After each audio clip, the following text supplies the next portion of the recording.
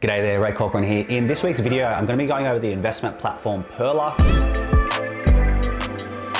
I'm going to be going over all the pros, all the cons, all the main features of the platform, who it's for, and all that sort of stuff. And if you enjoyed the video, got a lot of value out of it, please give it a like. It does help it push out to more people. So Pearler's been around for a couple of years now, and they've really exploded in popularity in the last year or so. And part of that has been that because they've been very community focused. So they've been very active and involved in, the financial independence, retire early or FIRE community, and very involved in the blogs and Instagram pages and all that sort of, it's a very grassroots marketing approach that they've had, and it's proven to be very successful. So if you're someone that's looking to buy Australian stocks, US stocks now, as well as ETFs and LICs, Pearler is a really good low-cost online brokerage that you can basically buy those things through. And by the way, if you didn't know what Pearler means in Aussie slang, it's basically something that's very impressive or very good. And at a high level, their whole investing ethos, if you will, is all around, buy and hold, boring investing. So they're all about more so towards ETFs and that sort of stuff. They're more skewed to that side of things, but really just, buy and hold and rinse and repeat for the long term. So much like StockSpot, they do reinforce positive investing habits with their users. They're not encouraging them to buy and hold, and do rapid trades all the time. And they've got a low minimum buy amount of $100 for most shares, as well as no minimum sell amount. And for the brokerage free ETFs, which we'll get into in a second, they have a minimum buy amount of $500. So it's very accessible for people if they want to buy smaller amounts. So one of the most unique features about Pearler that a lot of other places do not have is the auto invest feature. So what this basically allows you to do is to set up some automatic investment options, as the name suggests, and it means that you basically take the human decision making out of investing. And for me, I really like that. I think it's a very powerful tool. One thing that I was, I learned years ago was that systems beat willpower. And anytime where you can take the human, some days you might feel like investing, other days you may not feel like investing. But when you have auto invest, you take that human element out of it, and it means that you can keep investing consistently, and you're not investing based on what you think the market's doing or where you think it's going to go. It's a very positive thing, and it's really in line with their sort of boring buy and hold approach. And it just means that you can sort of dollar cost average and just keep buying on a regular basis regardless of what the market is doing, and long term you'll end up doing pretty well usually. So the first option with the auto invest feature is I want to make regular deposits and then invest them immediately. So you just want to keep putting money in on a regular basis, and as soon as that money hits your account, it gets invested to whatever portfolio allocation that you've set up. The second option is you want to make regular deposits, but you only want it to invest once you've hit a certain amount. So you might say, instead of putting in $500 every week and investing $500 every week, you can choose to put $500 in and only actually make the investment until once I get to, say, $2,000. And often people will use this when they don't particularly want to pay as much in fees, and they're happy to sort of wait until they've got a decent enough chunk and then invest. And the third option is you want to make manual deposits basically whenever you choose. So it could be, just sporadically, and then you want it to invest that amount, invest that money once it reaches a certain amount, similar to the previous option. But I think for a lot of people, almost regardless of which option you take, I think creating the habit where your investing is automated is a fantastic thing. The second thing to highlight is that Pearler is CHESS sponsored. So basically what that means is if you buy shares through them, all the shares are owned in your name. And this is different to something like, say, a superhero, the superhero platform, where it is a custodial model or custodian model, where basically they take everybody's investments, pull them all together, and it allows them to offer lower fees, but the shares aren't owned in your name, which is a slight difference. And for me personally, I generally like to invest with platforms that do have CHESS sponsorship, so that I do own the assets in my name. Should anything happen to the broker, there's not going to be any funny business. And it's not to say that custodian model is a terrible thing, but there is a small amount extra risk, and for me personally, I'm not really interested in that. So in terms of Pearler's fees, it's very affordable. So for buying and selling Australian shares, you pay $9.50 for Australian shares to buy and $9.50 to sell.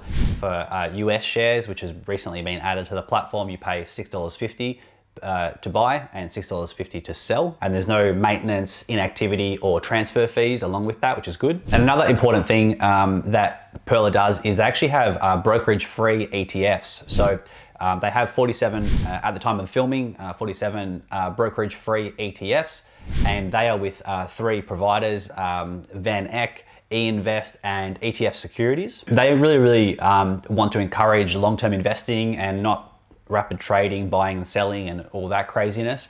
So they actually, for those particular ETFs, they've done a deal with them so that you don't pay brokerage, and the only catch is that you need to hold it for at least 12 months, which is probably a good idea anyway. And in terms of a cost comparison compared to other platforms, Pearler actually has a summary on their website in terms of the different pricing comparisons, but just please note that a lot of these platforms change their fees super often, and it's very competitive space. So all the fees are always changing and typically reducing over time, and there's lots of different specials.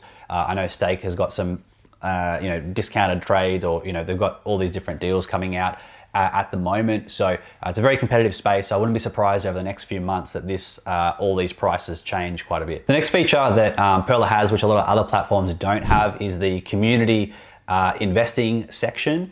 So basically what this has is a bunch of finfluencers, as they say, and a bunch of other people that are just members on the platform, and they kind of share what their portfolios are in terms of like what's their investing split. A lot of people like this section, and I guess my only disclaimer here would be to trade with care. When you look at some of these portfolios, to be blunt, some of these people could be idiots, and if my profile's there, I'm definitely at least one idiot within there. And I guess at the end of the day, people might have, as I do, I've got 450K in ETFs with StockSpot, and I have already got exposure to certain ETFs there. So you wouldn't know that unless I told you. So if you look at some of these other profiles, just take it with a grain of salt. Another common question people have is, well, how do I transfer my stocks across to Pearler? So it's actually quite easy. You just got to go to the auto invest section and then click the transfer now button. And then once you go there, you'll basically have to fill out a form and basically tell Pearler, basically what are you trying to transfer across, what kind of stocks, and all that sort of stuff. Please note that it's not for US stocks at this time, but that may be added in future. And also, if you are waiting on dividends for any of your stocks, wait till they get paid out before transferring it across. Another feature a lot of people will like is that they have, Pearler has an integration with ShareSite, and ShareSite, if you don't already know, is a platform where you can kind of keep track of all your investments and trades all in the one spot, and it's very handy at tax time if you've bought this and then sold that, and just keeping track of that is a bit of a nightmare sometimes. And the good thing is Pearler integrates completely with ShareSite, so it just makes it a little bit easier at tax time and just keeping tabs on what you're doing. So in terms of downsides, overall, like it's a great platform, but no platform is perfect, and everything has little niggling things that may get annoying. So the first potential downside would be that they do have those great free ETFs. The only problem is, they don't have free ETFs with the 3 biggest providers of ETFs, and the most popular ETFs, which would be from people like Vanguard, iShares, and BetaShares. So it's just something to keep in mind. I would love to see that added in future. Pearler, if you're watching.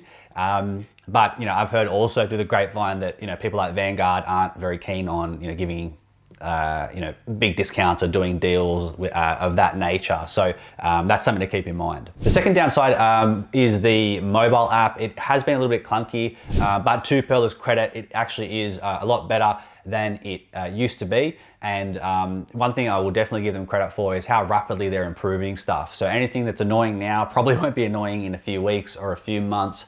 And they seem very keen to continuously improve their product, which I really like. The third downside is you can't buy fractional shares. So for those that want to buy, because they're CHESS sponsored, if you're looking to buy half of one share, for example, share might be $200 and you've only got $100 that you want to spend, hypothetically, you would not be able to do that compared to something like Sharesies, where you can buy fractional shares on the ASX. And the fourth potential downside is the auto invest feature, if you don't know what you're doing, could mean that you end up paying a lot more brokerage than you need to.